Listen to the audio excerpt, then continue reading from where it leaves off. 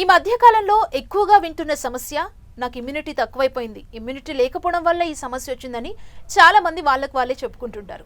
అసలు ఇమ్యూనిటీ తక్కువ అవడం వల్ల వచ్చే సమస్యలేంటి, ఇమ్యూనిటీ తగ్గడానికి గల కారణాలేంటో తెలుసుకుందాం. మనతో పాటు ఉన్నారు డాక్టర్ కొండా పూర్ణ రాజేశ్వరి గారు, సీనియర్ ఆయుర్వేదిక్ డాక్టర్. డాక్టర్ గారితో మాట్లాడదాం, ఈ సమస్యలకు పరిష్కారం తెలుసుకుందాం, అలాగే ఇమ్యూనిటీని పెంచుకోవాలంటే ఏం చేయాలో కూడా మాట్లాడదాం.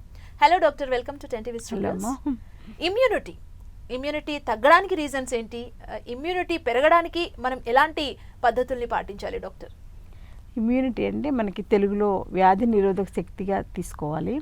సో మనలో వ్యాధి నిరోధక శక్తి కరెక్ట్గా ఉంటే అసలు ఎటువంటి వ్యాధులు మన దాకా రావు. అలా వ్యాధి నిరోధక శక్తి తగ్గినప్పుడే రకరకాల ప్రాబ్లమ్స్ వస్తాయి. ముఖ్యంగా ఇప్పుడు సీజన్ బట్టి ఏంటంటే వర్షాకాలం వచ్చిందంటే కొంచెం తుమ్ములు రావడం, జ్వరాలు రావడం, ఇవన్నీ మోస్ట్ కామన్.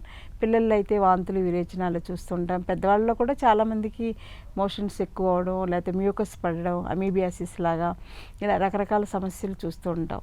సో అది వ్యాధి నిరోధక శక్తి తగ్గడం అనేది చిన్న స్థాయిలో అనమాట. అంటే తక్కువలో ఇమ్యూనిటీ తక్కువగా ఉన్న వాళ్ళకి ఇట్లా చిన్న ప్రాబ్లమ్స్ తోటి ఆగిపోతుంది. అలా కాకుండా ఇమ్యూనిటీ చాలామందిలో చాలా లాస్ అయిపోతున్నాం మనకు తెలియకుండానే. సో మనల్ని కాపాడవలసినటువంటి ఆటో ఇమ్యూన్ సిస్టమ్ అంతా కూడా ప్రతి మనిషిలోనూ మనల్ని కాపాడడానికి ఒక ఇమ్యూనిటీ సిస్టమ్ అనేది ఉంటుంది. ఆ ఇమ్యూనిటీ సిస్టమ్ అనేది తగ్గిపోవడం వలన మనలో ఇమ్యూనిటీ ఫ్యాక్టర్స్ అన్నీ మనలో రకరకాల వ్యాధుల్ని కలిగిస్తున్నాయి. అందులో ఏంటంటే లైఫ్ స్టైల్ డిజార్డర్స్ అన్నీ ఈ కోవకు చెందినవి. ముఖ్యంగా డయాబెటీస్ కానీ, హైపర్ టెన్షన్ కానీ, ఆస్మా కానీ, రొమటైడ్ ఆర్థరైటిస్ ఇవన్నీ వస్తాయి. ఇది ఒక స్టేజ్.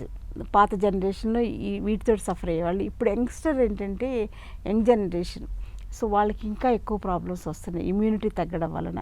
అంటే వాళ్ళల్లో ఉండేటువంటి రక్షణ వ్యవస్థ వాళ్ళని భక్షించేస్తుంది అనమాట. అంటే మనల్ని కాపాడించవలసినప్పుడు మన ఇల్లు ఉందనుకోండి, ఇంట్లో అమ్మ నాన్న అందరూ మనల్ని కాపాడతారు కదా, మనకు ఒక సెక్యూరిటీ ఉంటుంది. మన ఇల్లు అంటే ఇది నా ఇల్లు, నా వాళ్ళు, నన్ను కాపాడడానికి ఇంతమంది ఉన్నారని. కానీ మన ఇంట్లో వాళ్ళే మనల్ని నరికేసినట్టుగా, చెట్టు నరికేసినట్టుగా, లేకపోతే మనకి ప్రొఫెషనల్గా హెల్ప్ చేయకపోవడం, మనకి ఏదైనా ప్రాబ్లం ఉన్న వాళ్ళు పట్టించుకోకపోవడం, ఇంకా మనకి అపకారం చేయడం, వీళ్ళ ఆస్తి ఎలా పోగాలా అని కోరుకోవడం, ఏమైనా రకరకాలవి ఉంటాయి కదా. అంటే ఇదివరకులాగా మనుషులు ఎవరు కూడా ఓపెన్గా ప్లెయిన్గా ఉండట్లే. వాళ్ళ మనసులో ఏముందో మనం అసలు కనిపెట్టలేం. సో అట్లా మనుషులు ఎలా అయితే ఉన్నారో అలాగే వ్యాధి నిరోధక శక్తి తగ్గడం వలన యూత్కి చాలా రకాల ప్రాబ్లమ్స్ వస్తున్నాయి. అవన్నీ ముఖ్యమైన పేరు ఏంటంటే, మెయిన్ నేమ్ ఏంటంటే ఆటో ఇమ్యూన్ డిజార్డర్స్ అంటాం. అంటే మన ఇమ్యూనిటీయే మనకి శాపంగా మారి రకరకాల వ్యాధుల్ని కలిగిస్తుంది. సో అలాంటి ఆటో ఇమ్యూన్ డిజార్డర్స్ కొన్ని వందల్లో ఉన్నాయి ప్రస్తుతం.